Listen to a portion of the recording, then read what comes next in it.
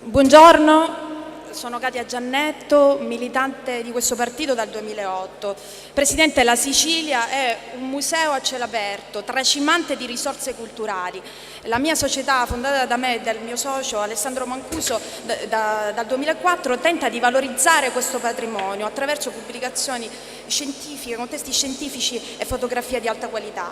Il mio intervento nasce da un'esperienza personale.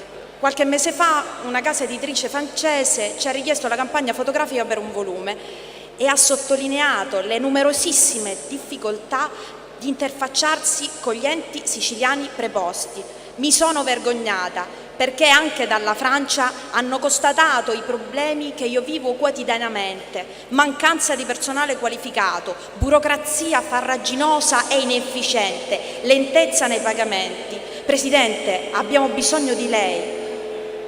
Lentezza dei pagamenti, non può esistere. Io rischio di non poter pagare i miei dipendenti, di non poter pagare i contributi, perché mi pagano dopo 6, 8 mesi, 9 mesi.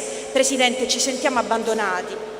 Quindi le chiediamo maggiore apertura verso il privato, verso un privato di qualità, e soprattutto aiuti non solo a chi nasce, alle imprese che nascono, ma alle imprese che tentano di vivere e di continuare a vivere in questo momento storico difficilissimo.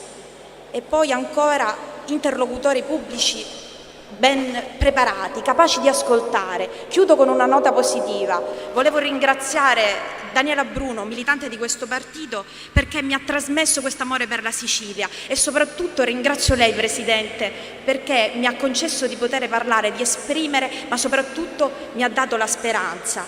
Grazie.